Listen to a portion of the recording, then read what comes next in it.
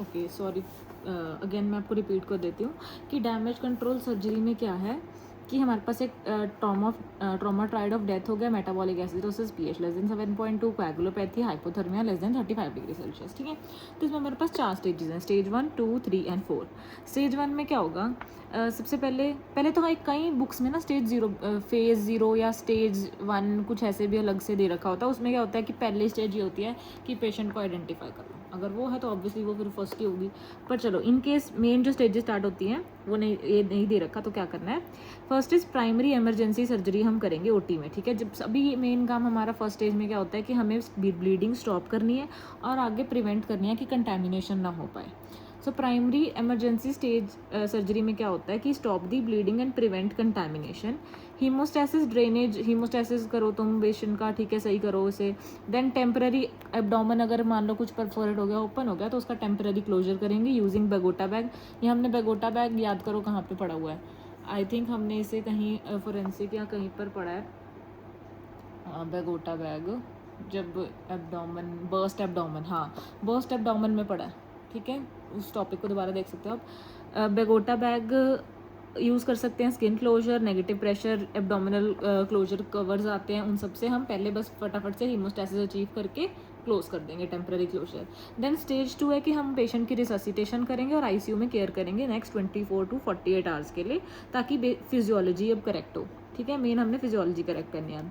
Then stage 3 क्या होएगी कि अभी ये तो परमानेंट किया था, डेफिनेटिव सर्जरी करेंगे, re exploration to correct the anatomy, full gastrointestinal repair होगा, resection, anastomosis, abdominal closure, temporary या परमानेंट जो भी है, ठीक है। फिर उसके बाद एब्डोमिनल स्टेज 4 में है कि ये थी डेफिनेटिव सर्जरी, स्टेज 4 में एब्डोमिनल क्लोजर क्लोज कर दिया, patients on whom abdominal closure was not perform, तो यहाँ पे भी अगर नहीं हुआ तो उसकी अगली स्टेज बना दी उन्होंने, स्टेज 4, ठीक है। 4 स्टेजेस हैं, पता नहीं चाहिए।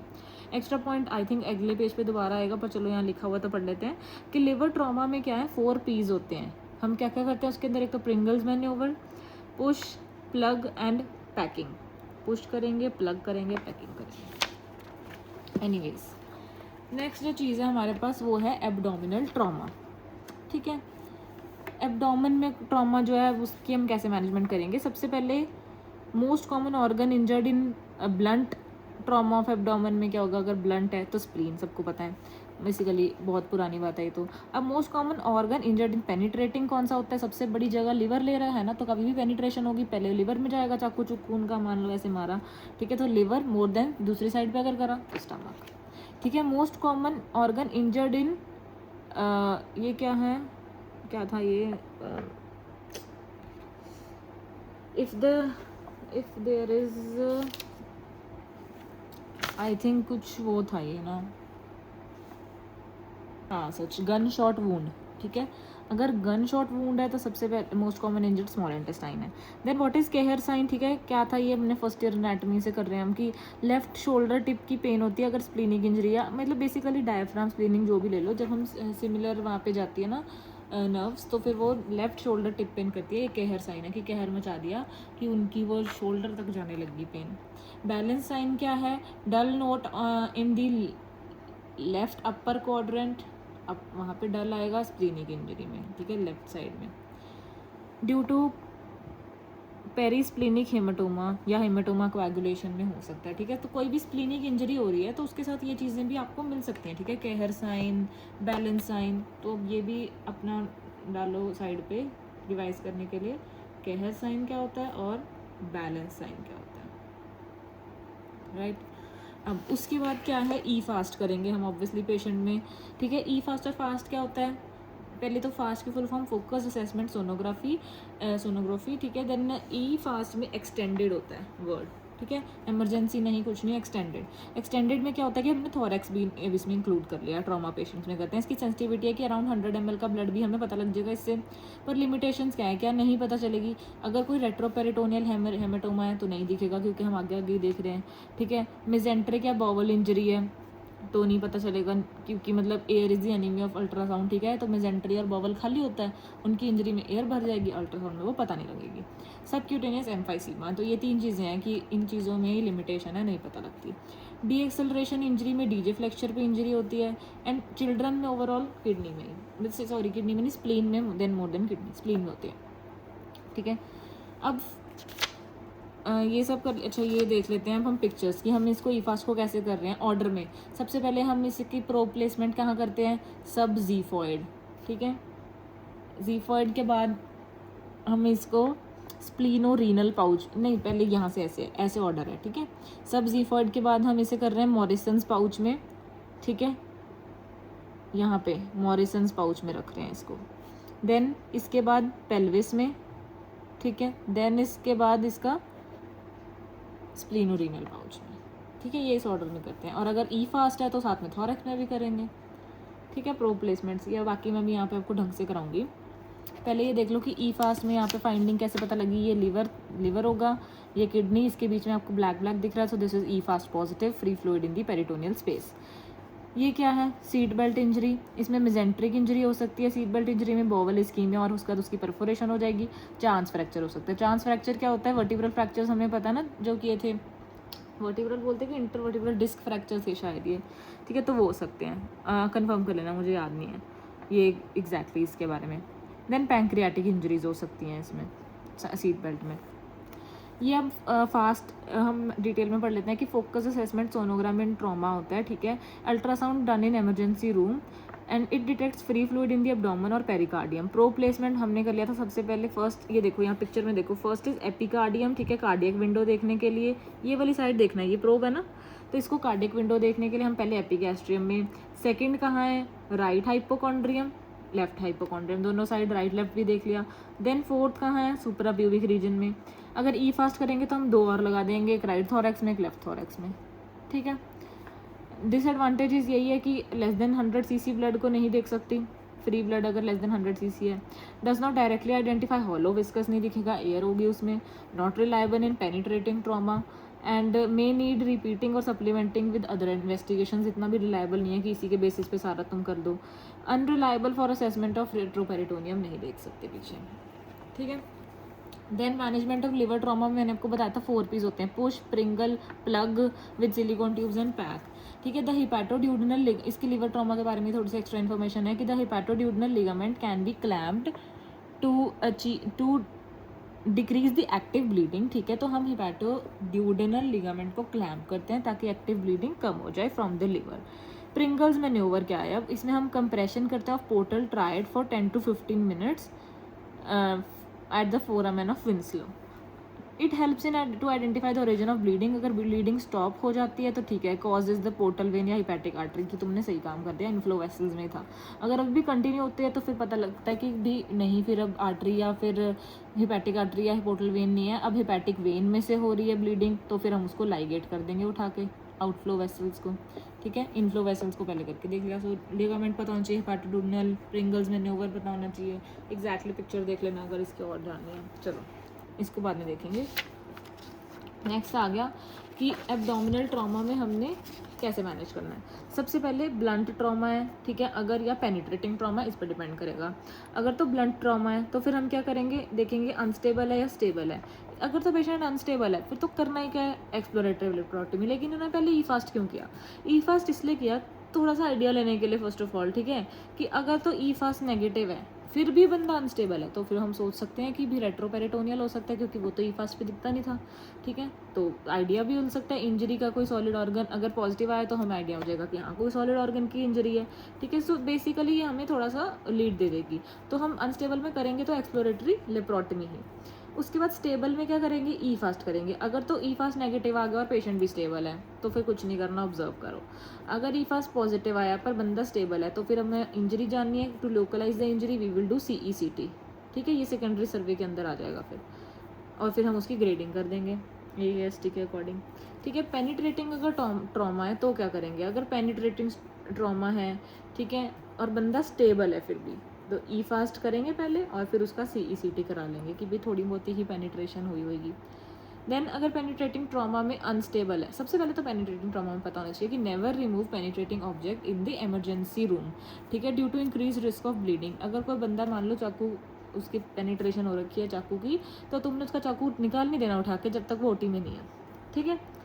तो अनस्टेबल है तो गन शॉट, पेरिटोनियल ब्रीच है अगर, गन लगी है हमेशा ओटी, पेरिटोनियल ब्रीच हो गया ऑब्वियसली ओटी। इसमें हम क्या करेंगे, पहले लोकल एक्सप्लोरेशन करेंगे, हाँ कि भी स्टैब वूंड है, पेरिटोनियल ब्रीच प्रेजेंट है नहीं है, फिर ओटी में उसको लेके जाएंगे, तो थोड़ा सा लोकल एक्सप्लोरेशन भी इसमें करनी पड़ेगी। Then impaled object, bleeding via orifice या इविसरेशन है, ये सब केसेस में हम यही करेंगे कि ओटी में ले जाएंगे इसको लेप्रोटमी करने के लिए। देन एक और चीज़ होती है डीपीएल, ये क्या होती है, डायग्नोस्टिक पेरिटोनियल लवाज। लवाज मतलब अंदर का हम पेरिटो निकाल रहे हैं, है ना, कंटेंट, वो क्यों निकाल रहे हैं, ये तब करेंगे अगर फास्ट ई फास्ट अवेलेबल नहीं है, क्योंकि तो ये इन्वेजिव है, ठीक है, तभी करेंगे अगर ई फास्ट अवेलेबल नहीं है। पॉजिटिव डीपीएल किसको बोलेंगे, if there are around 1 lakh red cells per microliter, more than 500 white cells per microliter, 175 units of amylase आ गया, ठीक है, और उसके बाद बैक्टीरिया आ गया ग्राम स्टेन पे, बाइल है या फूड पार्टिकल्स हैं, ये सब है, तो हम इसे पॉजिटिव डीपीएल बोलेंगे, ठीक है। अब क्योंकि स्प्लीन एक मोस्ट कॉमन इंजर्ड है, तो हम स्प्लीन को डिटेल में पढ़ लेंगे। सबसे पहले तो वही बेसिक चीज़ें हैं इसमें कि पेनिट्रेटिंग ट्रॉमा को हमने रिमूव नहीं करना, ओटी में रिमूव करना है। डायग्नोस्टिक पेरिटोनियल रिवाज करते हैं जब fast is not available. Positive DPL किस कब करते हैं, जब 10 हम इसमें क्या करते हैं 10 cc ग्रॉस ब्लड को एस्पिरेट करेंगे, और फिर उसमें अगर 1 लाख RBC हैं, 500 WBC हैं, सीरम अमाइलेज मोर देन 175 है, या कोई फिकल कंटेंट प्रेजेंट है, तो हम उसमें लेप्रोटमी करेंगे। स्प्लीनिक ट्रॉमा कब होता है, जब फ्रैक्चर हो जाता है 9 to 11th रिब का और दी लेफ्ट साइड, ऑब्वियसली जहाँ स्प्लीन पड़ा है, ठीक है, वहाँ पे ब्रूजिंग भी दिख सकती है, वहाँ पे लोअर लेफ्ट चेस्ट वॉल पे, so we'll suspect splenic injury. इसकी अब ग्रेडिंग होती है, जो हम 4th ईयर में तो करते थे, अभी पता नहीं इंपॉर्टेंट है नहीं, बट चलो इतनी मुश्किल नहीं है, सो वी कैन डू। हमें पहले पता होना चाहिए स्प्लीनिक की 5 ग्रेड्स हैं, ठीक है, 1 2 3 4 5। इसमें हमें पहले तो चीज़ें क्या देखनी है, एक तो अंदर ब्लीडिंग होके हेमाटोमा बन सकता है, तो हम इसमें सब कैप्सुलर हेमाटोमा देखेंगे, और दूसरा इसका पूरा पैरेनकाइमा की लेसरेशन हो गई, ठीक है, तो इसकी पैरेनकाइमल लेसरेशन देखेंगे। 2 चीज़ें देखेंगे, सबसे पहले subcapsular haematoma, then parenchymal laceration. Grade 2 से एक इंट्रा पैरेनकाइमल हीमाटोमा भी बन सकता है, और अंदर जाके ना हीमाटोमा हो गया तो वो ग्रेड 2 से वो भी देख सकते हैं, ठीक है। अब पहले तो देखो सब कैप्सुलर हेमाटोमा, क्या वो अगर तो वो less than 10% surface area cover कर रहा है, 10 to 50% सरफेस एरिया कवर कर रहा है, more than 50% surface area cover कर रहा है, ठीक है, तो ये हो गया हमारे पास सब कैप्सुलर हेमाटोमा के पहले 3 ग्रेड्स, ठीक है। उसके बाद पैरेनकाइमल लैसरेशन कितनी बड़ी होगी, 1 सेंटीमीटर से कम है, 1 to 3 सेंटीमीटर है, मोर देन 3 सेंटीमीटर है, तो 10 10 50 50 1 1 2 3 3, ठीक है, ये होगी दोनों चीज़ें। देन ग्रेड 2 में एक और चीज़ क्या मैंने बताई थी, इंट्रा पैरेनकाइमल हेमाटोमा, वो उसका होता है 5 centimetre, less than 5 centimetre, more than 5 centimetre, more than हुआ तो फिर ग्रेड 3। तो ग्रेड 3 में इन दोनों चीज़ों के साथ ये भी आ गया, तो ये 3 हो गया ग्रेड 3। ग्रेड 4 में क्या होगा, any injury in the presence of splenic vascular injury होगी, कोई एक्टिव ब्लीडिंग है कैप्सूल के अंदर, तो ठीक है, vascular contrast decrease in the size भी छोड़ो, इतना मतलब इन्फॉर्मेशन की जरूरत नहीं है। ग्रेड 5 में क्या होता है कि पूरी स्प्लीन शैटर ही होगी, ठीक है, सो ये हो गए इसके ग्रेड्स। अब स्प्लेनिक इंजरी में और क्या होता है, मैनेजमेंट कैसे करेंगे, एक सेकेंड देखते हैं इसको। मैनेजमेंट हम कर सकते हैं अगर तो ग्रेड 1 और 2 है, ठीक है, और हीमोडायनेमिकली स्टेबल है, ऑब्वियसली 1 2 में तो वो स्टेबल ही होगा, तो हम पहले CECT करेंगे, इन्वेस्टिगेशन ऑफ चॉइस, और उसकी हमेशा हम कंजर्वेटिव मैनेजमेंट करते हैं। याद करना कि इंटर्नशिप में आया था एक पेशेंट सर्जरी में स्प्लीन इंजरी का, उसको इन्होंने इतने दिन ऐਵੇਂ ही कंजर्वेटिव मैनेजमेंट के लिए रखा था, ठीक है, तो तब से याद होगा कि कंजर्वेटिव मैनेजमेंट करते हैं, मॉनिटर वाइटल्स, हीमाटोक्रेट, सीरियल 24 और CECT। If increase grade of injury, अब अगर ग्रेड बढ़ गया बंदे का तो हम क्या करेंगे, angio embolization. If this also fails तो हम स्प्लेनिक प्रिजर्वेशन या फिर स्प्लेनोग्राफी कर सकते हैं, ठीक है।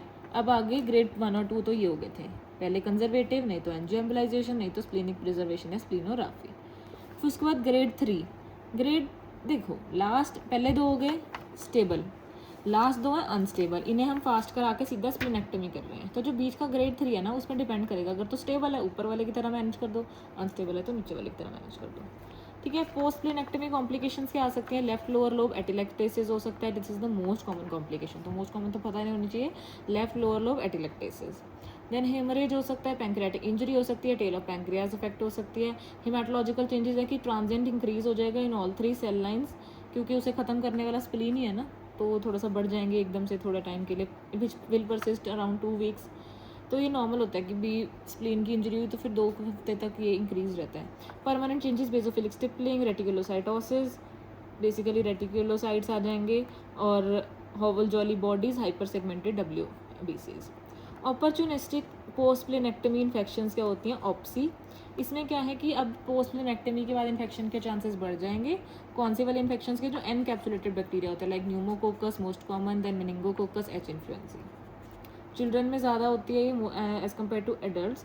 With in first 2 years of splenectomy high mortality है most common seen in splenectomy for haematological condition की वजह से अगर हुआ है तो और भी ज़्यादा इसके चांस रहते हैं. प्रिवेंट कैसे करेंगे? हम वैक्सीन दे सकते हैं. इन इलेक्टिव सर्जरी, अगर इलेक्टिव सर्जरी कर रहे हैं तो हम 2 weeks पहले इसका एंटीबॉडी टाइटर देख के इसे वैक्सीनेट कर देंगे. अगर इमरजेंसी में है तो फिर पोस्ट ऑफ डे 2 पे इसे ऑप्सी के लिए हम वैक्सीनेशन दे देंगे. ठीक है. So this was about splenic trauma. Next is retroperitoneal trauma. इसमें देखो हमें ये पिक्चर याद होनी चाहिए. ठीक है. सबसे पहले हम इसको जोन 1, देन साइड के जोन 2, नीचे जोन 3 और एक पीछे जोन 4 में डिवाइड कर सकते हैं. जोन 1 में क्या है? जो इंपॉर्टेंट वैस्कुलर स्ट्रक्चर्स हैं लाइक IVC और अयोटा आ रही है. ठीक है. तो zone 1 is central vascular structure such as aorta and IVC. इनमें अगर इंजरी हो जाए तो मैक्सिमम मोर्टेलिटी होती है. इसकी मैनेजमेंट कैसे करेंगे? हम एक्सप्लोरेशन करेंगे ऑब्वियसली. ठीक है. ग्रेट वेसल्स की एक्सप्लोरेशन करनी पड़ेगी. अब हमें इनका एक्सप्लोरेशन करने के लिए जो ये विस्कस पड़ा आगे, ठीक है, उनकी अगर हमें IVC देखना है, जो IVC होती है वो राइट साइड पे होती है. ठीक है. तो हमें राइट साइड के ऑर्गन को उठा के घुमाना पड़ेगा. अगर अयोटा देखना है वो लेफ्ट साइड पे होते हैं तो लेफ्ट साइड के ऑर्गन्स को उठा के घुमाना पड़ेगा. तो जब हम बेसिकली पहले हम अयोटा की बात करते हैं. अयोटा को लेफ्ट से कर रहे थे. अगर हमें अयोटा करना है, लेफ्ट मीडियल विसरल रोटेशन करनी है, तो हमें मैटॉक्स करना पड़ेगा. LM. ठीक है. लेफ्ट वाली मैटॉक्स, राइट वाली के साथ क्या है? RK. ऐसे याद रखो, LMRK. राइट मीडियल विसरा को देखना है IVC में तो कॉकर्स या कैटल्स ब्राश. ठीक है. जोन 2 क्या है? जहाँ पे किडनीज और एड्रीनल ग्लैंड है. इन्हें बस सीधा ऑब्जर्वेशन करेंगे, कुछ नहीं करना. Observation only. हिमेटोमा एक्सपेंडिंग है, कुछ पल्सेटाइल है, कोई और दिक्कत लग रही है तो. ठीक है. उसके बाद आ गया जोन 3. जोन 3 में क्या है? Retroperitoneum associated with pelvic vasculature. ठीक है. ये सारा पेल्विक वाला आ गया. तो इसमें external pelvic compression and fixation, binder, bedsheet वगैरह बांधना है इसमें. ठीक है. देन जोन 4 में क्या? अगर रेट्रोहिपैटिक, जो लिवर के पीछे वाली IVC है, ठीक है, और या फिर haematoma behind the portal vein, तो ये मोस्ट कॉमन इंजर्ड जोन होगा. ठीक है. वहाँ पे तो इसमें कुछ नहीं करना, ऑब्जर्वेशन करनी है. ठीक है. अब अगर एब्डोमेन के अंदर ऐसी कोई दिक्कत आ जाए जिसकी वजह से उसका कंपार्टमेंट प्रेशर बढ़ जाए, जैसे हमने ऑर्थो में कंपार्टमेंट प्रेशर बढ़ते हैं तो है ना, इनके अंदर कंपार्टमेंट प्रेशर बढ़ जाए तो क्या होता है? सबसे पहले तो sustained and abdominal compartment pressure जो अगर है वो more than 220 mm, basically more than 20 mmHg है, with new onset multi organ dysfunction, तो हम उसे क्या बोलते हैं? Abdominal compartment syndrome. ठीक है. अगर ये 20 नहीं 30 से भी नॉर्मल, देखो कितना होता है 5 to 7, 20 से ज़्यादा हुआ तो कंपार्टमेंट सिंड्रोम होएगा. अगर 30 से ज़्यादा होगा तो हमें फेशियोटमी करना पड़ेगा. एब्डोमिनल कंपार्टमेंट के लिए हम कैसे चेक करते हैं? इन्वेस्टिगेशन ऑफ चॉइस क्या होती है? इंट्रावेजाइकल प्रेशर. बेसिकली हम ब्लैडर का प्रेशर चेक करेंगे. सो इंट्रा एब्डोमिनल प्रेशर जब भी चेक करना होता है हम ब्लैडर के प्रेशर से चेक करते हैं. ठीक है. इंट्रा एब्डोमिनल हाइपर टेंशन क्या होती है? तो हम 20 तक बात कर रहे थे, नॉर्मल 5 to 7 है. अगर वो 12 से ऊपर रहे ना इंट्रा एब्डोमिनल प्रेशर बार बार, तो हम उसे इंट्रा एब्डोमिनल हाइपर टेंशन बोलते हैं. ठीक है. तो इसमें पेशेंट एन्यूरिया से प्रेजेंट कर सकता है, तो हम उसकी डिकम्प्रेशन करेंगे, डिकम्प्रेसिव लेप्रोटमी करेंगे. ठीक है. सो एब्डोमिनल कंपार्टमेंट सिंड्रोम में increase in the intra abdominal pressure, CVP भी इंक्रीज होगा, increase peak inspiratory pressure, hypercarbia respiratory acidosis, decrease urinary output, decrease renal blood flow कम हो जाएगा, GFR कम हो जाएगा, एन्यूरिया हो जाएगा, हाइपरटेंशन भी हो रहा है क्योंकि वीनस रिटर्न कम हो रही है. इतना करने की जरूरत नहीं है, ये नॉर्मल वैल्यूज याद रख लेना. और ब्लैडर प्रेशर से करते हैं इसको हम मेजर. नेक्स्ट है जेनाइटो यूरिनरी ट्रॉमा. ठीक है. अब investigation of choice for renal trauma in stable में, और स्टेबल पेशेंट है, रीनल ट्रॉमा हुआ तो हम क्या करते हैं? CT urography. ठीक है. Investigation of choice for renal trauma in unstable है तो ये भी CT भी करने का टाइम नहीं है, तो single shot IVP. Bladder injury के लिए इन्वेस्टिगेशन ऑफ चॉइस क्या होती है? CT cystography. ठीक है. सिस्टो मतलब ब्लैडर. इसमें हम क्या करेंगे? 300 ml जो है कंट्रास्ट करेंगे, डालेंगे वाया फोलीज कैथेटर इन दी ब्लैडर, और फिर उसका CT ले लेंगे. ठीक है। इट्स काइंड, फिर उसके बाद है कि investigation of choice for urethral injury, urethra में इंजरी है तो RGU करेंगे, रेट्रोग्रेड यूरेथ्रोग्राम। ठीक है। CT urography, single shot IVP, CT cystography, retrograde urogram. ठीक है, ये हमें इसके डायग्राम में देख सकते हैं, ये CT सिस्टोग्राफी है। ठीक है, तो इसमें देख रहे हैं कि हम रप्चर की वजह से और जगह पे भी कंट्रास्ट जा रहा है। सो ये दोनों में फ़र्क क्या है? ठीक है, बेसिकली ये इंट्रा पेरिटोनियल ब्लैडर रप्चर है, ये एक्स्ट्रा पेरिटोनियल ब्लैडर रप्चर है। ठीक है, इसे हम पेरीवेसाइकुलर स्पेस ऑफ रेट्स भी बोलते हैं, जिसके अंदर ये जा रहा है। देखो यहाँ से निकल रहा है ये contrast. Intra peritoneal, extra peritoneal, फ़र्क क्या है? इंट्रा पेरिटोनियल को तो हमने सर्जरी ही करनी है क्योंकि इससे पेरिटोनाइटिस हो सकता है। एक्स्ट्रा पेरिटोनियल में हम फोलीज कैथेटर डालते हैं। ठीक है, देन इसकी ग्रेडिंग भी है GU ट्रॉमा की। मुझे ये वैसे कुछ खास नहीं लगी, बट चलो ओवरऑल ऊपर से एक बार कर लेते हैं। ग्रेड 1 में क्या है कि सब कैप्सुलर हेमाटोमा हुआ बस। ग्रेड 2 में क्या है कि सुपरफिशियल लैसरेशन है less than equal to 1 centimetre की, या फिर पेरीरीनल हेमाटोमा है। ग्रेड 3 है कि अब लैसरेशन ये थी less than equal to 1 centimetre की लैसरेशन, अब मोर देन 1 सेंटीमीटर की लैसरेशन होगी, और अब कुछ वेसल्स में इंजरी है या कोई एक्टिव ब्लीडिंग भी है साथ में। ग्रेड 4 में क्या है कि लैसरेशन इतनी थी कि वो कलेक्टिंग सिस्टम और यूरिनरी एक्स्ट्रावेसेशन भी करने, कनेक्टिंग सिस्टम को अफेक्ट कर रही है और यूरिनरी एक्स्ट्रावेसेशन भी हो रही है। इससे यूरिन एक्स्ट्रावेसेशन से क्या होगा? यूरिनोमा पॉजिटिव यूरिनोमा दिखेगा हमें। ठीक है, लीकिंग कंट्रास्ट भी दिख रहा है। यूरिनोमा में क्या है कि अगर तो वो स्टेराइल होता है तो हम वेट करते हैं और उसको डीजेस्टेंटिंग करते हैं। अगर इन्फेक्टेड है तो हम पिगटेल कैथेटर डालेंगे। ठीक है, vascular injury to segmental renal artery और वेन अगर होगी, सेगमेंटल इन्फाक्शंस, कुछ ये सब चीज़ें होंगी तो ग्रेड 4। देन ग्रेड 5 क्या है कि अब फिर से वही शैटर होगी, जैसे शैटर्ड स्प्लीन ग्रेड 5 है वैसे ही शैटर्ड किडनीज ग्रेड 5, इसमें एवल्जन ऑफ रीनल हाइलम भी इन्वॉल्व हो गया। डीवैस्कुलराइज्ड किडनी होगी विद एक्टिव ब्लीडिंग, तो इसकी मैनेजमेंट तो नेफ्रेक्टमी है, निकाल लो इसको। ठीक है, अब जनरल रूल क्या होता है कि अगर भी कोई सॉलिड ऑर्गन की इंजरी होती है कभी भी, तो फिर हम देखेंगे अगर तो उसमें वैस्कुलर इंजरी है तो क्या हो सकता है कि कोई सूडो एन्यूरिज्म है या कोई एक्टिव एक्स्ट्रावेसेशन हो रही है, फिर तो हमें उसकी एंजियोएम्बोलाइजेशन ही करनी पड़ेगी DSA। ठीक है, अगर ग्रेड ज़्यादा है 4 और 5 है तो सर्जरी करनी पड़ेगी। ठीक है, ग्रेड 1 और 3 है तो हमें कंजर्वेटिव मैनेजमेंट करना पड़ेगा। देन यूरेथ्रल ट्रॉमा में क्या होता है कि नेक्स्ट हम GU के बाद आगे सीधा यूरेथ्रा का ट्रॉमा, यूरेथ्रल ट्रॉमा। ठीक है, इसमें क्या होता है? नॉर्मल RGU और ये है ब्लैडर यूरेथ्रल रप्चर।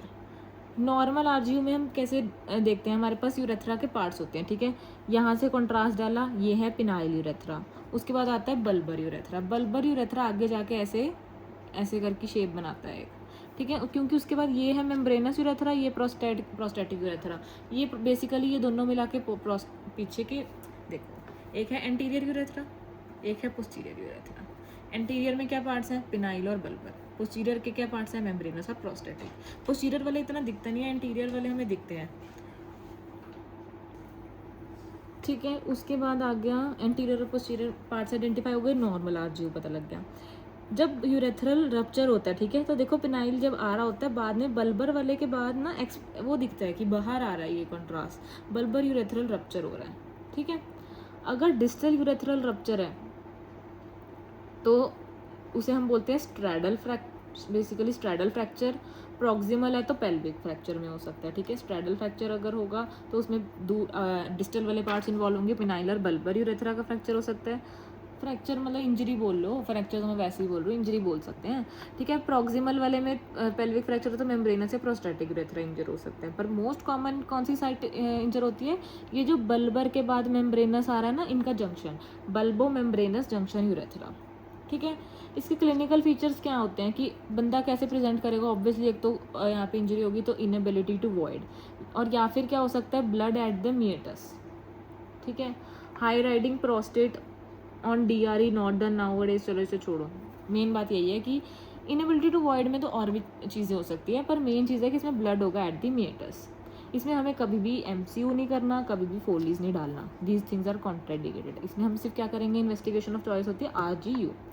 ठीक है, उसके बाद सुप्रा प्यूबिक सिस्टोटमी बेसिकली सुप्रा प्यूबिक सिस्टोस्टोमी सुप्रा प्यूबिक सिस्टोस्टोमी क्यों कर रहे हैं? क्योंकि प्रेशर जनरेट हो रखा होगा अगर बंदे का, है ना, तो वो उससे तंग होएगा, वो कहेगा कि इंजरी छोड़ो, पहले मेरा ये प्रेशर सही करो, तो उसके लिए हम ये सुप्रा प्यूबिक सिस्टोस्टोमी करेंगे। पर इफ़ ये तब भी करना है अगर प्रेशर है। If pressure is not there और ब्लैडर तुम पैल्पेट ही नहीं कर पा रहे, तो पहले wait and watch for the bladder to fill if not palpable. Then delayed जो डेफिनेटिव चीज़ करनी है वो हमने क्या करनी है, हमने बंदे को ये SPC करा के भेज देना है, ठीक है। फिर धीरे धीरे उसका वो स्ट्रक्चर बन जाएगा, थोड़ा सा स्टेबल हो जाएगी जगह, तो हमने वो स्ट्रक्चर निकाल के ग्राफ्ट लगा के फिर उसको यूरेथ्रा को जोड़ देना है। सो डिलेड यूरेथ्रोप्लास्टी करेंगे after 4 to 6 weeks, buccal mucosal graft लगा सकते हैं हम इसमें, ठीक है, आफ्टर स्ट्रक्चर इज फॉर्म। अब इसमें क्या दिख रहा है हमें कि एक होता है सुपरफिशियल पेरिनियल पाउच, एक होता है डीप पेरिनियल पाउच, ठीक है। अगर तो पिनाइल यूरेथ्रा आगे वाला यूरेथ्रा जो है वो इंजर हो, ठीक है, ये पिनाइल यूरेथ्रा इंजर हो गया अगर, तो कहाँ कहाँ जा सकता है एक्स्ट्रावेसेशन होकर यूरिन, कहाँ कहाँ जा सकता है? सुपरफिशियल पेरिनियल पाउच में जाएगा, वहाँ से वो स्क्रोटम में भी जा सकता है डार्टोस फेशिया को करके, ठीक है। देन अराउंड पेनिस भी जा सकता है, that is Buck's fascia. Scarpa's fascia ऊपर भी जा सकता है, इंटीरियर एब्डोमिनल वॉल में स्कारपास फेशिया, स्कारपा बक डार्टोस। पर अगर ये मेम्ब्रेनस वाला होता है ना हमारा डैमेज, मेम्ब्रेनस यूरेथ्रा, तो फिर वो फिर कहीं नहीं जा सकता, वो सिर्फ डीप पेरिनियल पाउच में ही रहेगा। ये तो सुपरफिशियल से कहीं जगह चले गया ना, तो दिस इज द डिफरेंस। अब क्वेश्चन देख लेते हैं। A 14-year-old boy presents to the emergency department after the straddle injury. Straddle है तो हमें पता है क्या हुआ है, डिस्टल वाला यूरेथ्रा, ठीक है, क्योंकि पी से प्रॉक्सिमल, पी से पेल्विक, ऑब्वियसली वैसे पी करने की जरूरत नहीं है, पेल्विक के पास तो पहले प्रॉक्सिमल ही होगा ना, तो स्ट्रैडल वाला है distal. And rupture of bulbar urethra. Extravasated urine can be seen in scrotum, thigh, iliorectal fossa या डीप पेरिनियल। डीप पेरिनियल में तो मेम्ब्रेनस वाला होता है, इसमें पेनाइलर बल्बर हो रहा है, तो स्क्रोटम में जा सकता है क्योंकि ये सारी कनेक्शंस है, ठीक है। नेक्स्ट है ट्रॉमा स्कोर्स। GCS मैंने CNS में कराया हुआ है, ठीक है, तो ये वहाँ से करना है, हमें पता है EVM होता है, सारी चीज़ें मैंने CNS में करा दी है। एक पता होनी चाहिए चीज़ कि अगर GCS के साथ GCS-P पूछा है तो क्या होता है, मतलब कि इसमें हम प्यूपिल्स की रिएक्टिविटी देख रहे हैं, प्यूपिल रिएक्टिविटी स्कोर। अगर प्यूपिल्स अनरिएक्टिव है टू लाइट, ठीक है, अगर दोनों ही अनरिएक्टिव है तो -2 कर दो, एक अनरिएक्टिव है -1, कोई भी अनरिएक्टिव नहीं है, मतलब सही है दोनों के दोनों, तो फिर कुछ नहीं करना। तो मैक्सिमम स्कोर हो गया 15, वैसे मिनिमम होता था 3, पर अगर हमने और -2 निकाल दिया इसमें से तो मिनिमम होता है 1, ठीक है। पहले था 15-3, अब 15-1 अगर हम प्यूपिलरी ऐड कर रहे हैं। इंट्यूबेटेड पेशेंट्स में हम क्या करेंगे, V के आगे लिख देंगे नॉन टेस्टेबल, ठीक है, बोल रहा है तो पता ही नहीं लगेगा ना इंट्यूबेशन में। देन एक स्कोर होता है MESS score, that is mangled extremity severity score, ठीक है। इसका हमें निमोनिक क्या याद रखना है, एलाइजा। ये स्कोर बता क्या रहा है, रिस्क ऑफ एम्प्यूटेशन, तो मैस स्कोर होता है जो रिस्क ऑफ एम्प्यूटेशन बताता है। एलाइजा क्या होता है अब इसके निमोनिक में, E से है एनर्जी ऑफ इंजरी कितनी थी, LI मतलब लिम्ब इस्कीमिया, S से क्या है शॉक, A से है एज, ठीक है। अगर इसका score less than equal to 6 होगा तो मतलब लिंक बच सकता है तुम्हारा, सैल्वेजेबल है। मोर देन इक्वल टू 7 है तो एम्प्यूटेशन तो करनी ही पड़ेगी। नेक्स्ट आ गया हेड ट्रॉमा, ठीक है। हेड ट्रॉमा मोस्ट बड़ा इंपॉर्टेंट टॉपिक है, अब इसको हम आराम से करेंगे, ठीक है। NCCT करेंगे हमेशा हेड ट्रॉमा में, ठीक है। कंट्रास्ट कंट्रोल्स नहीं डालना सिर में, सीधा तुम NCCT करोगे। NCCT is the investigation of choice for head trauma except for DAI। जो DAI क्या होता है, डिफ्यूज एक्सोनल इंजरी, इसमें इन्वेस्टिगेशन ऑफ चॉइस होती है MRI, ठीक है। 3H क्या है, हाइपरवोलीमिया, हीमोडाइल्यूशन, हाइपरटेंशन, हाइपरवोलीमिया, हीमोडाइल्यूशन और हाइपरटेंशन, राइट। अब हेड ट्रॉमा के बाद आ गई ये चीज़ें, अगर तो सबसे पहले आता है अल्कोहलिक फॉल, कोई ट्रिवियल फॉल के साथ, ट्रिवियल ट्रॉमा के साथ, कोई बंदा अल्कोहल पी के गिर गया, ठीक है, कोई और ऐसी चीज़ें हैं, तो एक्यूट SDH हो सकता है, जिसमें हमें क्या है यहाँ पे क्रिसेंट शेप में दिख रहा है कि यहाँ पे ब्लड इकट्ठा हो रहा है, ठीक है। इसमें क्या इन्वॉल्व होते हैं, bridging veins, trivial trauma, sutures जो है वो क्रॉस कर रहा है ऑब्वियसली दिख रहा है, पर मिड लाइन क्रॉस नहीं कर रहा। देखो सूचर और मिड लाइन में से एक ही चीज़ क्रॉस करेगा, इसमें दिख रहा है कि क्रिसेंट है बड़ा सा, एक स्क्रू सूचर तो क्रॉस कर रहा है पर मिड लाइन क्रॉस नहीं कर रहा, ठीक है। और इसमें क्या हो सकता है, कोई ग्रेजुअल ऑल्टर्ड सेंसोरियम हो सकता है, एल्डरली में हो सकता है ना, बस इसमें मेन पॉइंट्स यही थे, एक तो crescent shape, bridging veins, trivial trauma, suture cross, midline road cross.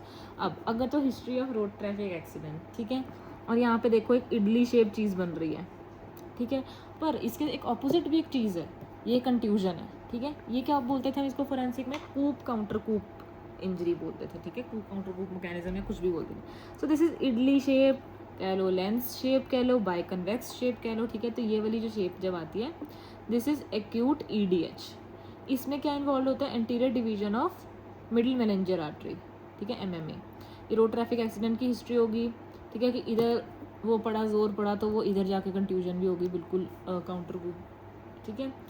Then sutures इसमें इन्वॉल्व नहीं है, देखो सूचर्स से रिस्ट्रिक्ट होके ही तो इडली शेप बनी है इसकी, ठीक है। मिड लाइन को ये क्रॉस कर सकता है, मतलब ये इडली इसकी यहाँ भी बन सकती है, ठीक है, तो मिड लाइन को भी क्रॉस कर सकता है। ये एक चीज़ क्रॉस कर सकता था, इसने मिड लाइन क्रॉस कर ली। तो इंट्रा पैरेन्काइमल ब्लीड एक कंट्यूजन भी है due to coup counter coup injury, ठीक है। इसमें यंग पेशेंट होगा, रोड ट्रैफिक एक्सीडेंट से हाई वेलोसिटी पड़ी तभी वो coup counter coup, high velocity impact. Most common site इसका होता है टीरियन या फिर टेम्पोरल, ठीक है, टीरियन या temporal site is the most common site. Lucid interval positive. Treatment क्या होता है इसका, इसमें बर होल या craniotomy, this is not done now, क्योंकि इसकी जगह हम क्या करेंगे, डीकम्प्रेसिव क्रेनियोटमी। बर होल क्रेनियोटमी अब नहीं करते, हम डीकम्प्रेसिव क्रेनियोटमी करते हैं। प्रेफर साइड टीरियन होती है। इसकी इंडिकेशंस क्या है, कब करना है हमने ये क्रेनियोटमी, चाहे तुम ये कर लो, डीकम्प्रेसिव कर लो, अगर तो क्लॉट का साइज मोर देन 30 cc है, इतना बड़ा क्लॉट है ना, more than 5 mm mid line shift हो गया, 5 mm शिफ्ट ब्रेन में बहुत होता है, ठीक है, 5 mm मिड लाइन शिफ्ट है, मोर देन 1.5 सेंटीमीटर इसकी क्लॉट की थिकनेस है, और हर्निएशन हो रही है ब्रेन की, तो इन सब इंडिकेशंस में हम डीकम्प्रेसिव क्रेनियोटमी करेंगे, ठीक है। अब ये जो हमने कंट्यूजन करी ना, इसको हमने कभी भी कंकशन से कंफ्यूज नहीं करना। कंकशन शब्द क्या होता है, कंट्यूजन में ब्लीड हुई, ठीक है, कंकशन में क्या होता है कि NCCT पर नहीं दिखेगा, NCCT नॉर्मल है, और एक माइनर न्यूरोलॉजिकल डिफेक्ट होगा बंदे को बस, ठीक है, अगर दिख रहा है तो that is contusion not concussion. Next point क्या है कि अगर तो history of again road traffic accident है, पर हमें ये क्या दिख रहा है, star of death, this is, अब ड्यूरा के, ये तो था सब ड्यूरल, ये था एक्स्ट्रा ड्यूरल, है ना, अब ड्यूरा खत्म हो गया, अब है ये एरेकनॉइड में आके स्टार ऑफ डेथ बना रहा है, इसे हम एक्यूट SAH दैट इज सब एरेकनॉइड हेमरेज बोलते हैं, ठीक है। इसमें ये देखो इंटीरियर ACA MCA यहाँ पे ऐसे बना रहे हैं, गोल्ड स्टैंडर्ड करने के लिए हम इसमें DSA करते हैं, ठीक है। थंडर क्लैप हेडेक होता है, इसमें बंदे को वर्स्ट हेडेक ऑफ लाइफ होता है, ठीक है, ट्रॉमा के वजह से हो सकता है, अदरवाइज ये एन्यूरिज्म के रप्चर वगैरह की वजह से भी होएगा। Most common site circle of Willis में ACA ACOM के जंक्शन पे, ठीक है। इसमें मेनिंजियल इन्फ्लेमेशन भी हो सकती है इसकी वजह से, तो मेनिंजाइटिस की भी चीज़ें दिखेंगी, फिर फीवर नहीं होगा, so meningitis minus fever. Signs of meningeal inflammation without fever. Investigation of choice क्या है, CT एंजियोग्राफी करके देखनी पड़ेगी, ऑब्वियसली एंजियोग्राफी, तुम ब्लड वेसल्स की बात कर रहे हो तो वो होगी, but gold standard is DSA। Treatment of choice क्या है, एंडोवैस्कुलर कॉइलिंग करेंगे, है ना, यहाँ पे जैसे एन्यूरिज्म है तो हम उसके अंदर कॉइलिंग करेंगे, बट अगर ये बहुत बड़ा है ना, वाइड नेक एन्यूरिज्म है, तो वो कॉइल निकल के जा सकता है, तो उस केस में हम क्या करेंगे, क्लिपिंग प्लस वेजोस्पैज्म की प्रिवेंशन के लिए हम क्या देंगे, निमोडिपिन। ये कल सीरियस की वीडियो में हमने किया है कि निमोडिपिन इज़ यूज्ड इन SAH, ठीक है। उसके बाद EDH विद स्वर्ल साइन क्या होता है, इसका पुअर प्रोग्नोसिस होता है, मतलब अगर ये इडली उडली वही सेम बनी हुई है यहाँ पे जैसे थी, ठीक है, ये EDH की बात करने लग गई मैं दोबारा, इसमें वाइट एरिया ब्लैक एरिया दोनों तो स्वर्ल साइन बोलते हैं। इसका पूरा प्रोग्नोसिस आई थिंक अगले पेज पे दिया हुआ, मैंने यहाँ गलती से लिख दिया था, ये रहा, ठीक है, ब्लैक और वाइट दे रखा है, EDH इसको स्वर्ल साइन बोलते हैं। Active bleed is an indication of, अब एक्टिव ब्लीड है अगर तो indication of the decompression using craniectomy या बर्न होल, ठीक है। ये वो पहले हमने एक्यूट SDH पढ़ा, ये क्रॉनिक SDH क्या कि अभी भी वो है क्रेसेंट शेप्ड है, पर अब वाइट की जगह ब्लैक हो गई है क्रॉनिक में, ठीक है। और इसमें क्या है, अब अगेन अगर हिस्ट्री ऑफ RTA है, ठीक है, और GCS बंदे का कम हो रहा है, बेसिकली 9 और लेस, और इसमें हमें कुछ नहीं दिख रहा, हमें इसके MRI करानी पड़ेगी to look for micro bleeds और ब्लूमिंग पैटर्न है। This is diffuse axonal injury, ठीक है। Any trauma patient most severe है, high velocity impact, worst prognosis है, कोमा में भी जा सकता है। NCCT नॉर्मल दिखती है, इसमें पेटिकल हेमरेजेस होंगी। इन्वेस्टिगेशन ऑफ चॉइस यही है, MRI या फिर SWI, ठीक है। हिस्टोपैथोलॉजी पे रिट्रैक्शन बॉल्स दिखेंगी, मैनेजमेंट इसकी कंजर्वेटिव है। एडम्स क्लासिफिकेशन क्या होती है कि ग्रे मैटर वाइट मैटर के जंक्शन पे दिख सकता है because of sharing forces between them, corpus callosum और ब्रेन स्टेम, ठीक है। एडम्स क्लासिफिकेशन जगह हैं, grey matter white matter junction, corpus callosum, brain stem, याद ही करना पड़ेगा, पर चलो एक दो बार पढ़ के नॉर्मल लगेगा, कुछ नहीं है। ये रिट्रैक्शन बॉल्स कंजर, इसकी मैनेजमेंट तो कुछ है ही नहीं, और इन्वेस्टिगेशन एमआरआई क्योंकि एक्सोनल इंजरी है। 3H क्या होते हैं इसमें, ये वाली बीच वाली में SAH में, हाइपरवोलीमिया, हीमोडाइल्यूशन और हाइपरटेंशन, फालतू के 3H हैं, कर लें, ये दोनों चीज़ें होगी।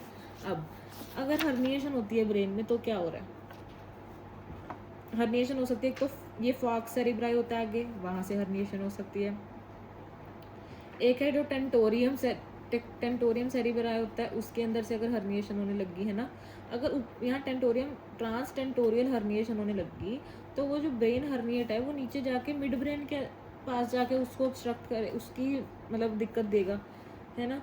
तो वहाँ पे जाके क्या हो सकता है, डिसेंडिंग ट्रांस टेंटोरियल हर्निएशन में there can be ipsilateral dilated pupil, क्योंकि वो वहाँ जाके थर्ड क्रेनियल नर्व को इन्वॉल्व कर देगा, थर्ड क्रेनियल नर्व इंजर हो जाएगी, तो इप्सिलेटरल डायलेटेड प्यूपल होगा, डाउन एंड आउट प्यूपल और डायलेटेड, जिसे हम बोलते हैं हचिसन प्यूपल, ठीक है। Same side decompression. अगर और जैसे ये जा रही है नीचे, ठीक है, बड़ा सा दूसरी साइड में वो जाके कॉर्टिकोस्पाइनल ट्रैक को भी अगर वो कर देता है ना अफेक्ट, तो क्या होती है, कर्नोहैंस नॉच बोलते हैं उसको, दिस इज इप्सिलेटरल हेमीप्लेजिया हो जाता है। अब देखो तुम सोचोगे कि कॉर्टिकोस्पाइनल ट्रैक्ट है, ठीक है, तो वो तो कॉन्ट्रालेटरल साइड को इन्वॉल्व करने चाहिए, बट नहीं, इप्सिलेटरल हेमीप्लेजिया होता है, that is compression of contralateral crust cerebri, क्योंकि ये एक फॉल्स लोकलाइजिंग साइन होता है कॉर्टिकोस्पाइनल ट्रैक्ट का। क्यों होता है, क्योंकि वो पिरामिड्स दोबारा डिकसेशन कुछ होता है, बस मेरे को इतना लॉजिक नहीं लगाना, बस इतनी बात है कि इप्सिलेटरल दोनों चीज़ें, ipsilateral dilated pupil Hutchinson pupil, ipsilateral ही हेमीप्लेजिया है, कर्नोहैंस नॉच। ये क्या है, ये क्या शेप बन रही है ऐसे, आगे ब्लैक ब्लैक है, ब्लैक मीन्स एयर, ठीक है। ये न्यूमोसेफेलस है, एयर घुस गई यहाँ पे, टेंशन न्यूमोसेफेलस, इसे बोलते हैं माउंट फूजी साइन, ठीक है। ये कब हो गई कि हाँ कोई मतलब स्फिनॉइड की इंजरी हो गई, कहीं ना कहीं से एयर घुस गया इसके अंदर, तो this is Mount Fuji sign, ठीक है। और एक और हमने भी क्या पढ़ा है, कर्नोहैंस नॉच, हचिसन प्यूपल, ये सब नाम याद रखने हैं, हचिसन प्यूपल, ठीक है। लास्ट नेक ट्रॉमा, नेक ट्रॉमा में हमने जोन्स बनाए, पहले स्टर्नम से लेके अपना यहाँ तक जोन 1, क्रिकॉइड तक जोन 1 है, क्रिकॉइड से मैंडिबल तक जोन 2 है, उसके ऊपर जोन 3 है, ठीक है। पेनिट्रेटिंग नेक ट्रॉमा क्या होता है, उसमें ब्रीच ऑफ प्लेटिज्मा, ठीक है। तो क्या क्या हो सकता है, अगर एक्सपेंडिंग या फिर पल्सेटाइल हेमाटोमा है, एक्टिव ब्लीडिंग है, शॉक है, airway compromise, massive subcutaneous emphysema, neurological deficit zone 2 है, तो इन सब में सर्जरी करेंगे। मोस्ट कॉमन इंजर्ड और मोस्ट एक्सेसिबल हमारे पास क्या होता है इसमें, ये वाला जोन 2। मैक्सिमम मोर्टेलिटी भी, मैक्सिमम मोर्टेलिटी यहाँ होएगी जोन 1 में, ठीक है। 1 2 3, 1 में मैक्सिमम मोर्टेलिटी, मोस्ट कॉमन वैसे 2 इन्वॉल्व होता है, गर्दन में मारेंगे, यहाँ बजेगा ना सबसे ज़्यादा। तो जोन 1 और 3 में क्या करेंगे, यहाँ और यहाँ हम एंजियोग्राफी कर सकते हैं, फेल्स तो फिर एक्सप्लोरेशन, पर अगर जोन 2 में किया ना यहाँ पे गर्दन में, फिर तो पक्का ही सर्जिकल एक्सप्लोरेशन करना पड़ेगा, अगर ये वाला कोई साइन प्रेजेंट है तब भी सर्जिकल एक्सप्लोरेशन करना पड़ेगा। So this was about trauma, ठीक है। नेक्स्ट है बर्न्स। बर्न्स में हमारे, अब मैं बर्न्स अभी कराऊँ या नेक्स्ट वीडियो में कराऊँ, चलो मैं बर्न्स को सेप्सिस के साथ करा दूँगी, ठीक है। सेप्सिस और इसकी वीडियो भी इकट्ठे बना देते हैं।